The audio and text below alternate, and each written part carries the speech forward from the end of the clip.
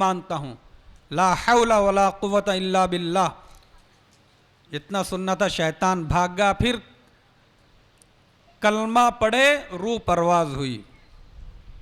تو وہ تو بہت بڑے عالم دین، مفسر، اپنے زمانے کے صاحب نسبت بزرگ، لیکن میرے بھائیوں آج کے دور میں اپنے ایمان کو بچانے کی فکر، اپنی نسلوں کے ایمان کو بچانے کی فکر، یہ بہت ضروری ہے۔ پہلے زمانے میں فتنے ایسے طاقتور نہیں تھے، اس لیے آپ دیکھیں ہوں گے کہ ایسے تفہیم خطبۃ ورکشاپ کو منعقد کرنے کی بھی نوبت نہیں آئی۔ سادہ زمانہ تھا، یہ انٹرنیٹ، یہ اسمارٹ فون، سوشل میڈیا۔ آج چونکہ اکثریت نوجوانوں کی اس کی عادی ہو چکی ہے، اس کے راستے سے بڑے بڑے فتنے جنم لے رہے ہیں۔ آج کے دور میں ایمان کو بچانے کی فکر، نئی نسل کے ایمان کی فکر بہت ضروری ہے۔ پیغمبروں نے فکر کی ہے۔ حضرت یعقوب علیہ السلام نے انتقال کے قریب بیٹوں کو جمع کر کے سوال کیا تھا، ما تعبدون من بعدی، تم میرے بعد کس کی عبادت کرو گے؟ انہوں نے جواب دیا کہ ایک اللہ کی عبادت کریں گے، اس کے فرما بردار ہو کر رہیں گے۔ حضرت ابراہیم علیہ السلام نے وصیت کی، یا بنی ان اللہ اصطفیٰ لکم الدین فلا تموتن الا وانتم مسلمون، میرے بیٹو اللہ نے اسلام کی دولت سے نوازا ہے، تم اسلام پر ہی جان دینا، اس کو سنبھالے رکھنا۔ تو پیغمبروں کو فکر ہو رہی اپنی اولاد کے بارے میں کہ ہمارے بعد اولاد کا کیا بنے گا، وہ دین کی امانت کو تھامے رکھ سکیں گے یا نہیں۔ آج ماں باپ کے سامنے ٹارگٹ کیا ہے؟ پڑھائی پڑھائی پڑھائی، تعلیم تعلیم۔ ماں باقی اولاد کے ایمان کو بچانا، گمراہ کن افکار نظریات سے اولاد بچی رہے، فتنوں کے اس دور میں وہ دین کی امانت کو تھامے رہے، اس کی فکر بہت کم ہو گئی ہے۔ یاد رکھیں، ماں باپ اپنی اولاد کو school, high school, college, university کی تعلیم دلا کر آخرت کے باس پرس سے، آخرت کے مواخذے سے بچ نہیں سکتے۔ اللہ تعالیٰ نے انفرادی طور پر بھی ایمان کو بچانے کا حکم دیا، اجتماعی طور پر بحیثیت قوم مسلم، یا ایھا الذین آمنوا اصبروا وصابروا، اے ایمان والو تم بھی دین پر ثابت قدم رہو، جمے رہو، وصابروا، اور دوسرے مسلمانوں کو بھی دین پر جما کے رکھو، ان کو دین سے ہٹنے مت دو، ورابطوا، عقید توحید کی حفاظت کرو۔ یہ بھی ایک ترجمہ ہے، مولانا علی میاں ندوی رحمۃ اللہ علیہ نے لکھا ہے، اس کا معروف ترجمہ ایک ہے۔ اب یہ جو کیا جا رہا کہ ایمان والو خود بھی دین پر جمے رہو، اصبروا وصابروا، دوسروں کو بھی دین پر جما کے رکھو، ورابطوا، عقید توحید کی حفاظت کرو، واتقوا اللہ، اللہ سے ڈرو، لعلکم ترحمون، تاکہ تم پر رحم کیا جائے۔ اللہ نے یہ جو امر بالمعروف نہی عن المنکر، ایک اہم ترین شعبہ ہے کہ جہاں ہم ایک دوسرے کو نیک باتوں کی نصیحت کرتے ہیں، بھلائی کی دعوت دیتے ہیں، وہیں پر جو لوگ گمراہ ہو رہے ہیں، عقیدے جن کے بگڑتے جا رہے ہیں، دہریے بنتے جا رہے ہیں، اسلام اور عقائد اسلام کے بارے میں، شاعر اسلام کے بارے میں شکوک و شبہات میں مبتلا ہوتے جا رہے ہیں، تو ان کے عقیدوں کو درست کرنا، ان کو گمراہی سے بچانا، یہ نہی عن المنکر کا اعلیٰ درجہ ہے، یہ ہم سب کی مشترکہ ذمہ داری ہے۔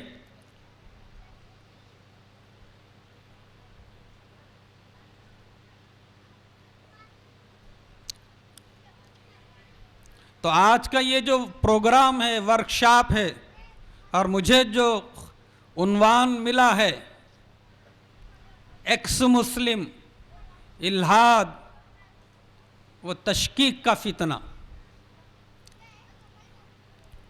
آپ نے شاید پہلی مرتبہ یہ سنا ہوگا یہ ایکس مسلم کیا ہے. ایکس مسلم کا مطلب ماضی کے مسلمان، سابقہ مسلمان، ماپیٹ مسلمان پیدا ہوئے، مسلمان گھر میں پیدا ہوئے، بعد میں یہ جو فتنے چل رہے ہیں نا الحاد دہریت کے، اس سے متاثر ہو کر اسلام سے ہٹ گئے، عقیدے بگاڑ لیے، اس کے نتیجے میں مرتد ہو گئے، نکل گئے ایمان سے، ان کا ایمان ٹوٹ گیا. جس طرح ہم بولتے نا بھائی وضو کے 4 فرائض، اور یہ بھی مسئلہ آتا مذاکرے میں، نواقض وضو 8 ہیں، وضو کو توڑنے والی چیزیں 8 ہیں، غسل کے 3 فرائض، پھر غسل ٹوٹتا کیسا، نماز کے یہ شرائط ارکان، اس طریقے سے مذاکرہ کرتے ہیں نا.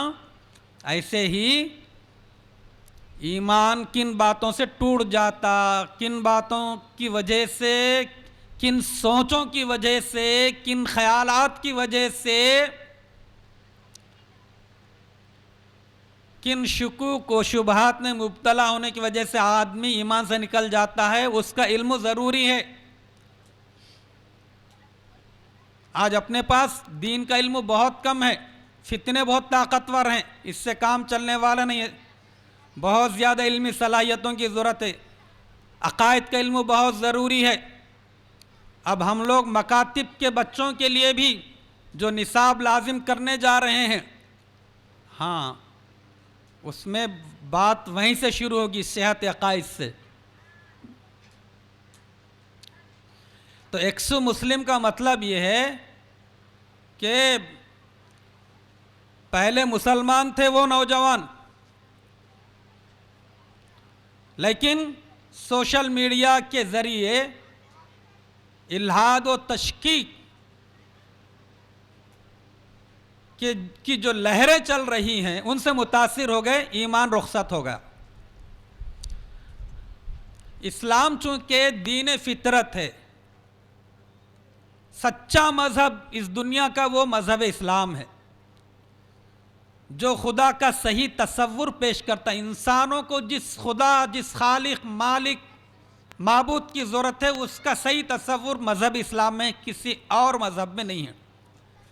اس کی تعلیمات، سادگی، عین انسانی فطرت کے مطابق. تو اس کی وجہ سے دنیا میں سب سے زیادہ پھیلنے والا مذہب بھی اسلام ہے. یہ بات مخالفین اسلام کو برداشت نہیں ہو رہی. جو دشمن ہیں اسلام کے، مخالفین ہیں، ان کو یہ برداشت نہیں ہو رہا کہ اسلام بہت تیزی سے پھیل رہا ہے. یہاں تو کم، لیکن یورپ کے ممالک میں، مغربی ممالک میں، تو اب ان کو بے چینی شروع ہو گئی کہ اس پر بریک کیسے ہم لگا سکتے ہیں، اسلام کی پیش قدمی کو کیسے ہم روک سکتے ہیں. اس کے لیے انہوں نے اسلام پر اعتراضات، شاعر اسلام پر شکوک و شبہات پیش کرنا، مسلمانوں کو بدنام کرنے کی سازش. سوشل میڈیا سے چونکہ 90% نوجوان جڑے ہوئے ہیں، یا اکثریت سمجھو انسانوں کی، نوجوانوں کی، تو ان لوگوں نے سوشل میڈیا پر ایسی ٹیم کو کھڑا کیا ہے جن کا کام ہی اسلام کو بدنام کرنا، مسلمانوں کو بدنام کرنا، اللہ کے وجود کے بارے میں، توحید کے بارے میں، عقیدہ آخرت کے بارے میں، نبوت رسالت کے بارے میں، قرآن کے بارے میں، اسلامی شاعر کے بارے میں، ہمارے پرسنل لا کے بارے میں، پردے کے بارے میں، ہماری عبادات کے بارے میں، ہماری معاشرت کے بارے میں، ہمارے ہر چیز پر نکتہ چینی، تنقید، شکوک، شبہات، ان کا کام ہی یہ ہے. اس سے کیا ہو رہا، بھولے بھالے ہمارے نوجوان متاثر ہوتے جا رہے. اب نوجوانوں کے ذہنوں میں بھی کچھ سوالات گشت کر رہے، وہ بول رہے نہیں لیکن ان کے دل میں ہے کیا، اللہ موجود ہے بھی یا نہیں، نعوذ باللہ. سائنسی اعتبار سے، سائنس کی روشنی میں کیا ہم اللہ کے وجود کو ثابت کر سکتے؟ کیا ہم اللہ کو دیکھے نہیں نا؟ قرآن اللہ کا کلام بول رہے ہیں، کیا یہ یقینی بات ہے؟ قرآن بھی قرآن میں بھی جو ہے دہشت گردی، شدت پسندی کی تعلیم ہے کہتے، اور بہت سارے شکوک و شبہات ان کے ذہنوں میں آ رہے ہیں انٹرنیٹ، سوشل میڈیا کے ذریعے جو مخالفین اسلام مستقل دن رات پروپیگنڈا کر رہے ہیں نا، اس کے نتیجے میں۔ تو یہ ایکس مسلم کا مطلب کیا ہے؟ وہ لوگ شکوک و شبہات میں آ گئے، عقیدے ان کے بگڑ گئے، جس کی وجہ سے وہ لوگ اسلام سے نکل گئے، مرتد ہو گئے۔ اور ان میں سے بعض لوگ مہم چلا رہے، اسلام سے خود بھی نکل گئے، دوسروں کو ورغلا رہے اسلام کے خلاف۔ ویسے نوجوانوں کو بھی باطل استعمال کر رہا ہے، خود بھی گمراہ ہوئے، دوسروں کو بھی گمراہ کر رہے ہیں۔ تو ایکس مسلم کا مطلب سابقہ مسلمان، پہلے مسلمان، اب ملحد، اللہ کے وجود کا انکار کر رہے، مذہب کا انکار کر رہے، قرآن کا انکار کر رہے، سرکار دو عالم صلی اللہ علیہ وسلم کی مبارک پاکیزہ زندگی کے بارے میں شکوک و شبہات جو باطل پھیلا رہا ہے، یہ متاثر ہو رہے۔ اس لیے آج کے دور کا بڑا چیلنج کیا ہے اس ملک کے اندر؟ فرقہ پرست بہت منظم سازش میں اسلام پر، شاعر اسلام پر اعتراضات، بدنام کرنے کی سازش منظم انداز میں چلا رہے ہیں۔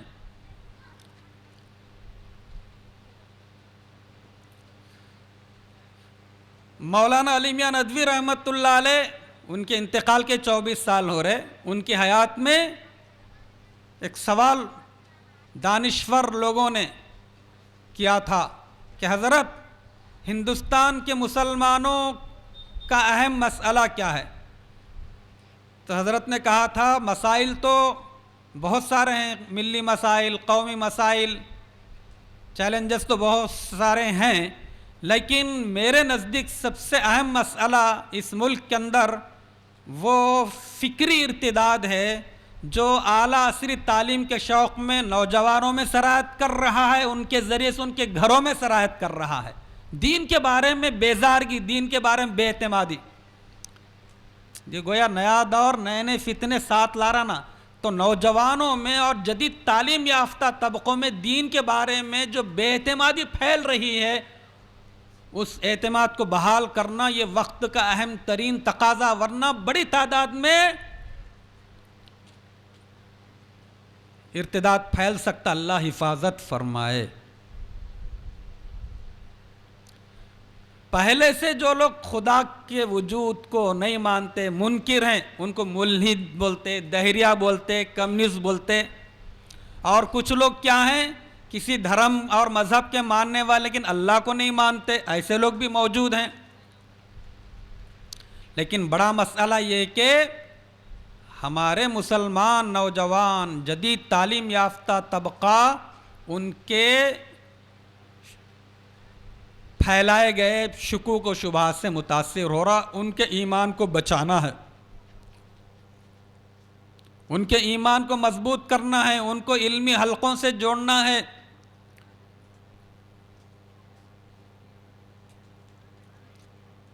یہ جو ملحدین ہیں، جو خدا کا انکار کرتے، ان کی دلیل کیا ہوتی ہے؟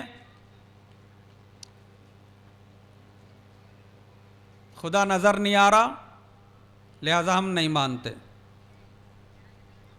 وہ لوگ کہتے ہیں کہ یہ کائنات ہے نا، اتفاقی حادثے کے طور پر وجود میں آئی ہے، اس کا کوئی بھی بنانے والا نہیں ہے۔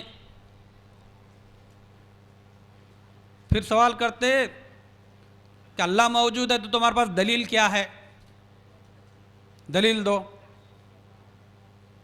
ہاں اللہ موجود ہے بول رہے، اللہ کائنات کو بنایا بول رہے نا، تو پھر اللہ کو کون بنایا؟ نعوذ باللہ، ایسے ان کے اشکالات، اعتراضات ہوتے ہیں۔ ہم چونکہ ایمان والے ہیں، ہم مسلمان ہیں، اسلام کی بنیادی تعلیم کیا ہے؟ اللہ کو مانو اور ایک مانو، اللہ موجود ہے، اللہ کو مانو. یہ بنیادی عقیدہ توحید. توحید یعنی اللہ کو ایک ماننا. اللہ تعالیٰ اپنی ذات میں اکیلے ہیں، اپنی صفات میں، اپنے اختیارات میں اکیلے ہیں. موت و حیات کی کنجی ان کے قبضے قدرت میں ہیں. عزت ذلت، کامیابی ناکامی، فتح شکست، روزی کا وسیع ہونا تنگ ہونا، سب کچھ اللہ کی طرف سے. وہی مشکل کشا حاجت روا، وہ ہمارے بہت قریب ہے، ہماری پکار کو سنتا ہے. پورا نظام اس کے چلانے سے چل رہا ہے. یہ ہمارا عقیدہ ہے. یہ جو دہریہ ملحدین ہیں نا، انہوں بولتے کائنات اتفاقی طور پر وجود میں آ گئی. آپ اس کو مانتے ہیں؟ اتفاقی طور پر کچھ ہوتا کیا؟ بولیے. وہ پنکھا چلانے سے چل رہا نا، اتفاقی خود بخود چلتا کیا؟ اتفاقی تو پورے اگر پنکھے چلنا شروع تو آپ لوگ بولتے پورے جنات حاوی ہو گیا کہ بھاگ جاتے ہیں یہاں سے. بالکل سمجھو کہ بے عقلی کی بات ہے. کائنات میں کوئی چیز اتفاقی نہیں. کائنات کا ذرہ ذرہ اللہ کی وحدانیت وجود پر دلالت کر رہا ہے. حضرت علی رضی اللہ عنہ سے کسی نے پوچھا، حضرت علی اللہ موجود ہے، اس کی آپ ہے نا عقلی دلیل دینا، قرآن حدیث سے نہیں، عقلی دلیل. تو انہوں نے کہا عرفت ربی بفسخ العزائم، مضبوط ارادوں کے ٹوٹ جانے سے میں نے پہچان لیا کہ اللہ موجود ہے. مطلب میں جو چاہتا ہوں ہمیشہ ویسا نہیں ہوتا، اس کے خلاف بھی ہو رہا. میں ایک کام کا منصوبہ بناتا ہوں، میرا عزم چٹان کی طرح مضبوط ہوتا ہے، لیکن کچھ اور ہی ہو رہا. میں جو چاہ رہا ہوں ویسا نہیں ہو رہا. تو وہ کون سی ذات ہے جو ہمارے چٹانوں کی طرح مضبوط عزائم منصوبوں کو فیل کر رہی ہے؟ کچھ اور ہی چیز ہو رہی ہے. ہم جو سوچے وہ نہیں ہو رہا. تو وہی ذات تو اللہ ہے. تو دل میں تو آتا ہے، سمجھ میں نہیں آتا. بس جان گیا میں کہ تیری پہچان یہی ہے. کائنات کی ہر چیز دلالت کر رہی. ایک دیہات کا آدمی، سادہ سیدھا آدمی، ان ایک شعر بولا، اس کا خلاصہ یہی ہے کہ پاؤں کے نشانات بتاتے ہیں یہاں سے کوئی گزرا ہے، راستے میں پڑی ہوئی مینگنیاں بتاتی ہیں کہ یہاں سے بکریاں گزری ہیں. وہ بھی تو بول رہا کہ دیکھو. تو ایسے کائنات کو دیکھ کر ہم یہ گواہی دیتے ہیں کہ اللہ موجود ہے. عقلی دلیل ہیں یہ. حضرت امام اعظم ابو حنیفہ رحمۃ اللہ علیہ سے کسی نے دلیل مانگی، عقلی دلیل دیجئے کہ اللہ موجود ہے. تو امام صاحب نے یہ وجدانی دلیل دی تھی کہ یہ شادی شدہ جوڑا کیا چاہتا ہے کبھی کہ لڑکا تولد ہو، لیکن لڑکی پیدا ہو رہی. کبھی وہ چاہتے ہیں کہ لڑکی تولد ہو، لڑکی پیدا ہو، لڑکا پیدا ہو رہا. تو ہم جو چاہ رہے ویسا نہیں ہو رہا، دوسرا ہی ہو رہا. تو یہ کون کر رہا ہے؟ اللہ تعالی. ایک مولانا نے لکھا کہ ان کے پاس ایک صاحب موبائل ہاتھ میں لے کے پہنچے کہ مولانا یہ دیکھو ایک مناظرہ ہندو مبلغ کا اور مسلمان مناظر کا، ان کے درمیان یہ مناظرہ میں انٹرنیٹ سے جو ہے اس کو ڈاؤن لوڈ کر کے لایا ہوں. لکھتے ہیں کہ اس میں کیا دکھایا گیا، غیر مسلم جو مبلغ ہے وہ مسلمان جو مناظر ہے سامنے،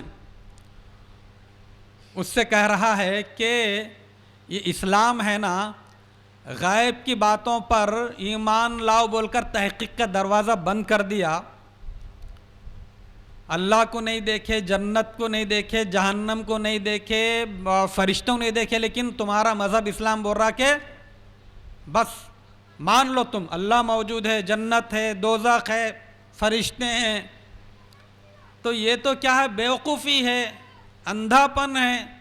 بغیر تحقیق کے ویسا کیسا مان لیتے؟ جب اللہ کو دیکھے نہیں تو کیسا مانتے؟ بیوقوفی ہے.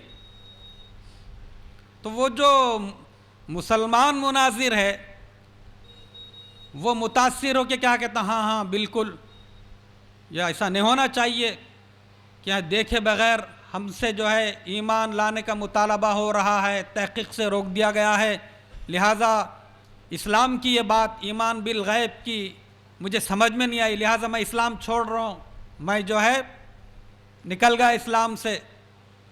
تو وہ پورا مناظرہ پروگرام اس کے اندر ڈاؤن لوڈ کیا ہوا تھا. تو انہوں نے لکھا ہے کہ جب نیٹ کے اندر یہ موجود ہے تو کتنے سادے سیدھے مسلمان ایسے مناظرے دیکھ کر اپنا ایمان خراب کر رہے ہوں گے، اپنے عقیدے بگاڑ رہے ہوں گے. تو انہوں نے اس کا جواب لکھا. جواب یہی لکھا کہ یہ جو غیر مسلموں کا اعتراض ہے کہ اللہ کو دیکھے نہیں، جنت دوزخ کو دیکھے نہیں، کیسا مانتے، بیوقوفی ہے، یہ اندھی عقیدت ہے، ایسا نہیں ہونا چاہیے. تو انہوں نے کہا کہ یہ غیر مسلموں کا یہ اعتراض انتہائی پھسا اور کمزور ہے، اس لیے کہ ہر آدمی یہ مانتا ہے کہ ہمارے جسم میں جان